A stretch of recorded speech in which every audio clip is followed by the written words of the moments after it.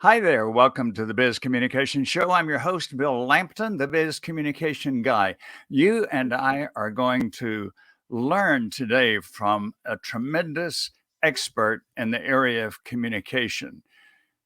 And whether you're viewing our interview on video or whether you're listening on podcast, I know that you will benefit, as I will, because I learn plenty every time that I have the opportunity to host Dianna Booher.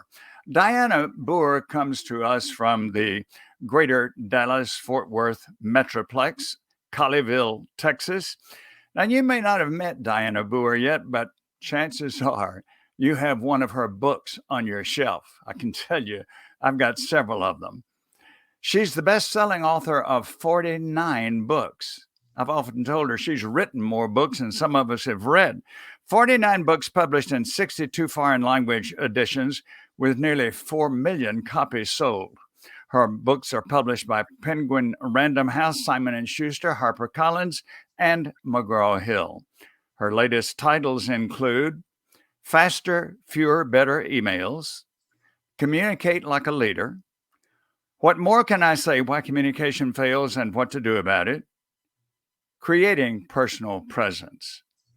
National media frequently feature her work on communication issues. Good Morning America, USA Today, The Wall Street Journal, Forbes, NPR, Bloomberg Fast Company, just to name a few.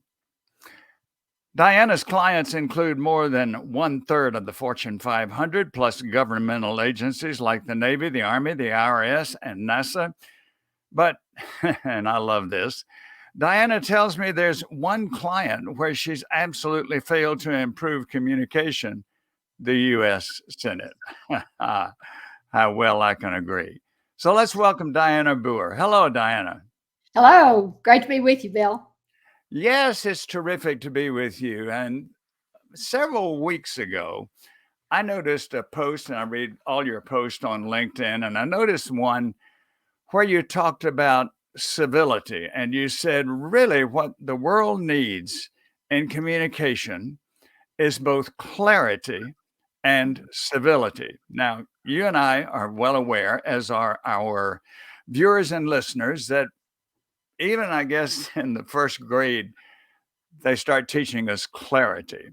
And that might have caught on to some degree, but civility seems to be missing. Tell me, please, please, first of all, what sparked your interest in this topic?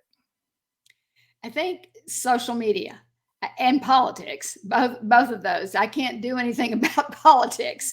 I'm not working with the candidates, but I think social media in all different topics, whether they're talking politics or religion or leadership or whatever, it just people seem to be blunt, just very, very blunt, because they're not standing face to face, so they don't see that immediate horrified reaction, and that makes me think a lot more about why we've gotten to this point. I think that you're right on target there, and one of the personal and professional restraints I have is just not to get into some of those issues because there's very little in the way of tolerance. There's very little in the way of listening. There's very little in the way of hearing other people's opinions and respecting them. So social media, I can understand why that called it to your attention. Now, I noticed also that, of course, you wrote a book about email, as I mentioned in the introduction. What incivility do you see in our usage of email, and how would you improve that? Well, the thing I noticed the most is people hitting reply all. You can understand why somebody would send out an email to a lot of people if you're trying to get their approval. For example, let's say a boss is sending out an email saying, I'm getting ready to send our quarterly report up to headquarters. Does anybody have seen a mistake in this? Or does anybody want to include anything else? So I could see why they have a big distribution list. But for everybody to go back and say, fine, looks fine, no, nothing to add, those are meaningless comments. And when you're sitting there with your inbox open and it's going ding, ding, ding, ding, and of course you can turn off the notifications, but still, that to me is not thinking of the other person and how you're disrupting their workday. Another one, Bill, that I think that's very common is calling somebody out without without enough finesse, I guess is the way you might say it. But, in other words, having a string, an email chain going back and forth on the same topic. And then all of a sudden, certain other people get copied in, their boss, this boss's boss, etc. And then you not very subtly correct someone. Well, when you stated such and such, actually, the real fact is, or actually the data it shows, and correcting people in front of others that where it might have ramifications for their career or their reputation. I don't think that's a good idea either. It's far better to just email them, Well, separately, privately. as much as you have worked with executives, you've been teaching them for decades. If you're going to correct somebody or tell them that they're not doing something very well, you certainly have told them to do that in private. And it's even worse, as you say, with email, because then it's not an audience possibly of one or two or three people, but it's a larger audience. It's the whole team. And then the team might circulate that information or that reprimand to others in the organization. Right. And the same thing happens just putting a confidential comment in there.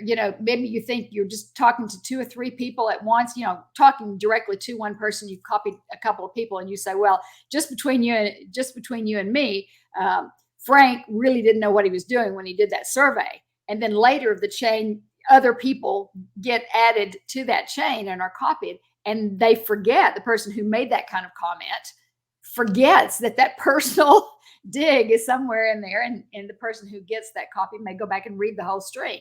And so just passing on sharp remarks, corrections, any of that just has no place in a civil discussion.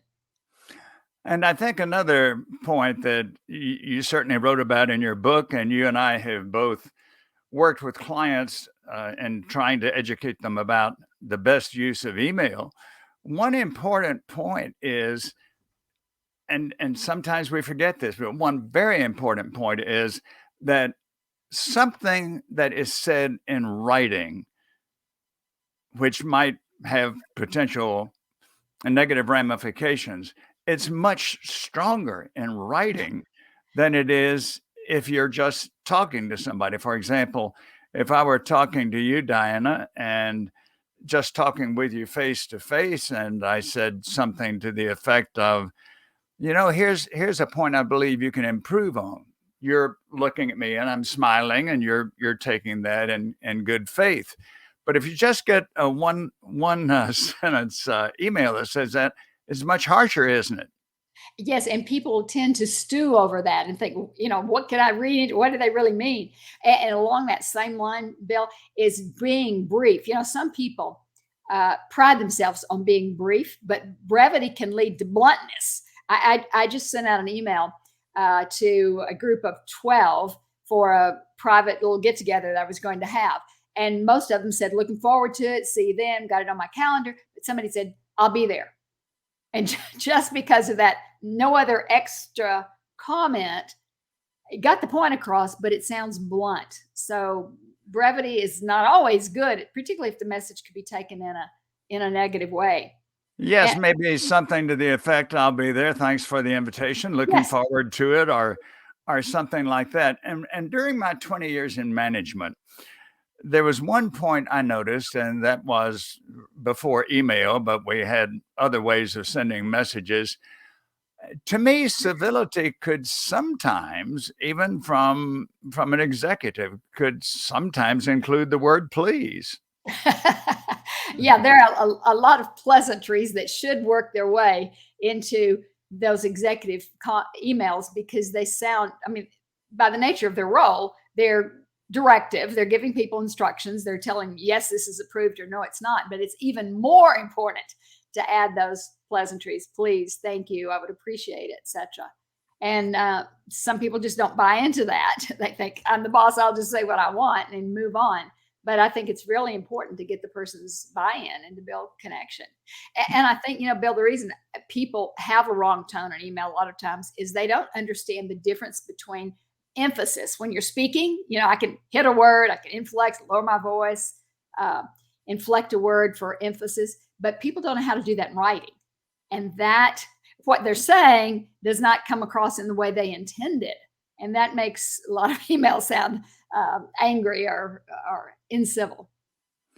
Yes, and I can't recall the exact example. Maybe you can, but I remember seeing an illustration one time of something that was said in writing, and it let's say it was a 7-word sentence, and it showed the impact of emphasizing each different word if you said it 7 or so different times. Yeah, I've got an example of that. You could say, Mark said that John was about ready to retire. Mark said that John was about ready to retire. Mark said that John was ready to retire. John said Mark was ready to retire. Yeah, I can change that over and over according to which word I inflect. And even listening to my voice on the end, I change it to a question from a sentence. So people got to think about that. It's the placement of words and it's the punctuation you use that actually tells people your voice inflection. And if you've never thought about that, chances are they're not going to read with their eyes what you thought you said in your mind. I'm not surprised that you had an example ready. Well, I probably could have thought a better one, but I had that same thing happen to me with someone taking the tone not like I meant. I don't know if it was actually the way I said it or they were reading into it. But here's what I mean about choosing the exact precise word and thinking of different ways. I'd emailed my accountant on a Thursday or Friday and asked them to follow up with this big discussion with the IRS. And I didn't hear back from her on Monday. So I got a different fact that I wanted to put in. And I wrote this sentence. I wrote it down because I was going to give you an example. I said, since you haven't yet responded to my Friday email about the tax question, I'm sending along an additional fact that may help in your research on this issue. I didn't see anything wrong with that sentence, but her response to me was, I certainly hope I am misreading the tone of this document. I have had no time to answer email and she picked up on because, meaning since, because you haven't responded since Friday, I'm doing such and such. When I just meant time. Since I didn't get back, it's not too late to send you this additional fact. So even when we are trying to be clear and we're trying to be civil, it takes thought into what you're doing. And many times we're just dashing off email with no thought. That's an example that becomes so familiar to me because I had the same thing happen one time. I sent someone an email during my management days and I hadn't heard from them. And so I called them and left a voicemail. And I said, since you did not answer my email, and she wrote back and said, I always answer emails and I always answer phone calls. And as I remember, it was about a page and a half scathing response. So it goes back to the old bit of one of the basics of communication. It's not just what you say, but how it's going to be interpreted. Absolutely. And that's difficult to know, even when you know how to place words. In our English language, there are words that have different meanings. And I gave you that one, since. It can mean time or it can mean because. That's a really troublesome one. And there are many other examples like that. Yes. Dianna, in a minute after a brief business information note, you and I are going to talk about cell phone courtesy. Do you wish you felt confident about giving speeches? Do you want to deal with difficult people constructively? And what about becoming more persuasive in sales? Then keep listening now to Dr. Bill Lampton. He spent 20 years in management, so he knows the communication skills you need for success. I urge you to call the Biz Communication Guy today for a no-cost, but very valuable 30-minute discussion about your communication challenges. Call now, 678-316-4300. Again, that's 678-316-4300.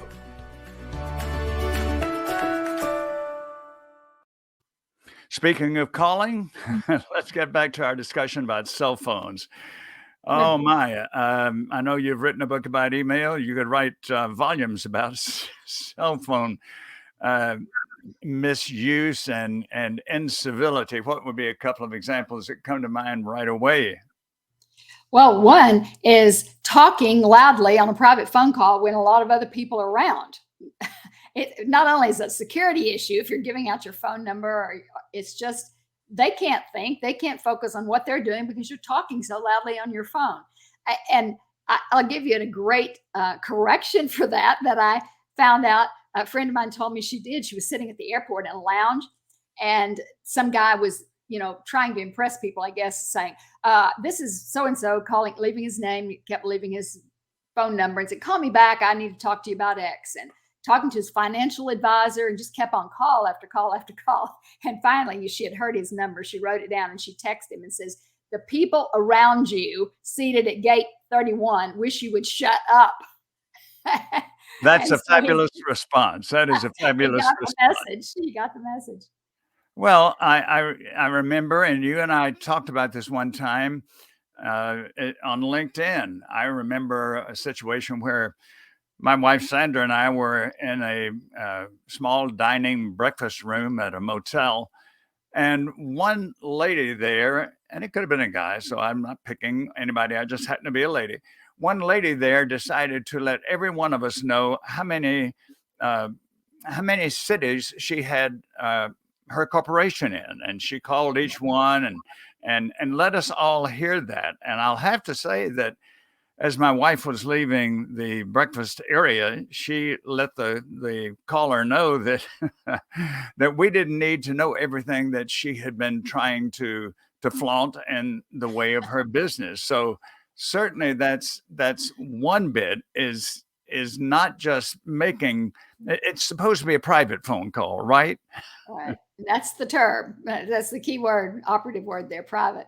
Another thing that bothers me too about calls is that stopping a face-to-face conversation to take a call. Now, if it's an emergency situation, yes, you're expecting somebody to call because you have a sick child at school and you need to pick them up. You see the school is calling. That's different. But just normally, you're talking, even I've had this happen in a sales situation. You're talking to the seller, you're the buyer, and all of a sudden he goes, oh, I need to get back to this customer. Can you wait a minute? And I'm thinking, I'm the customer right in front of you. What do you mean? So I think interruptions like that is not good. Leaving your notifications on in a meeting so that beep, beep, beep all through the meeting instead of turning it off. All of those are just not good interpersonal skills, much less being what I call incivil. It's similar to me, Dianna, to a networking opportunity when you're talking with somebody and you realize that they're looking over their shoulder, trying to find somebody more important to talk with. I can't imagine that would ever happen to you, Bill, but it has happened to me. That happens to all of us, Dianna, very much so. One time for one more comment, and I've seen you write about this on LinkedIn and in your articles and in your books. I remember one time you were talking about how many calls you had to make to a customer service rep and how then you were transferred to another one and so on. Give us 2 or 3 tips for people who are customer service reps when they get calls. How can they be more civil than maybe we've been experiencing? Well, it depends on which of these you would think about being uncivil or not, but mumbling, you'll see a lot of people on the other end, particularly when you call help desk or support for something that you're buying online, and they're going, oh, what's up? And you think you could just visualize them looking down, looking through a manual, talking to themselves. And sometimes I've even had to say, are you talking to me? Or are you talking to somebody else? But that's a real irritant. And putting somebody on hold without telling them approximately how long it's going to be and what you're doing. I mean, people it's like they disappear and there's quiet and you think, are you there? And occasionally, they will speak up and say, yes, I'm still here. And I'm thinking, you should have told me that you were there. If you're going to do something, just say, can you hold on for about a minute? I'm going to call somebody on the back line and the back office and ask so-and-so. Then you have an idea. Oh, I could read another email or I could do something. They're not just going to be back to me in 10 seconds. And then don't keep them on hold that long. Generally, when we've taught customer service communications for organizations, we tell their people should not be on hold more than 20 seconds. So, that's great. If people think that's too short, you can't get anything done, they should set the clock. And actually, we have them do it. Get out your timer on your phone and run it for 20 seconds and see how long that is just sitting there waiting. It's a long time, and you need to let people know if it's going to be longer than that. Very good point. I'm not finished. I've sometimes said that I've whimsically said that on my tombstone, I'd like to have inscribed, I'm still on hold. Oh, can I ever identify with that? And then to make it worse, the recording comes on and says, we're helping other customers. We value your opinion. Oh, yes. And everything about the call says we don't value you. The way they talk, the way they put you on hold, making you hold for 45 minutes, and then getting a voice greeting after you finally get put through to the right person. All of that just says the opposite. You are not important to us. And then, of course, on that line, and then we're going to have to pull our conversation to a close, but along that line is we call, they answer. Do you mind if we put you on hold? And before we can answer, wham, Yes. we're on hold. So it's not even an exchange there. It's not really a question. So there's a lot of, thank you so much, Dianna, for giving us a lesson on civility. And it can be improved in every atmosphere of business that we've talked about, and then some others. So you will have to come back another time and we can talk about some other aspects of civility in communication. This has been a very civil conversation. It has. It's a good thing we agree. Very much so. Dianna, I know that there are many who have listened and viewed who want to know about how to get in touch with you. And I will say to our viewers and listeners, Dianna Booher, with her truly world acclaim and her worldwide recognition and the professional respect that she has from so many, is a wonderfully approachable person. So, Dianna, tell us your contact information, please, that you'd like to share. Well, thank you, Bill. It's Booher, like my last name. I always spell it Booher. It's like Booher, except I hope they don't. BooherResearch.com. Thank you, Dianna. Sure. And now that Dianna has given her contact information, I'm delighted to give mine, Bill Lampton, the Biz Communication Guy. So logically, my website is B-I-Z, bizcommunicationguy.com.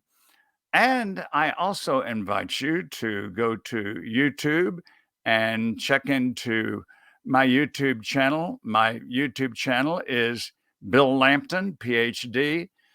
In the search bar, put Bill Lampton, Ph.D. It'll take you to my YouTube channel. You'll find this interview and many more, and also some one-on-one instruction that I've given on all types of topics of communication. And then naturally, I, like Dianna, want people to get in touch. So my cell phone number is 678-316-4300. Again, 678-316-4300. Dianna, any closing remark for those who have joined us on the Biz Communication Show? Just to be confident in your communication and clear and compelling.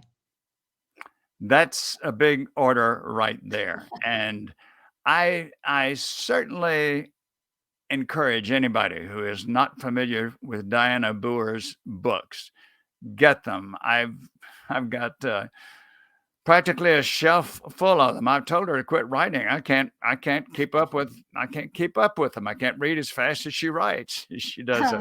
She does a great job. So thanks to all of you for being with us. Be with us again on the next edition of the Biz Communication Show.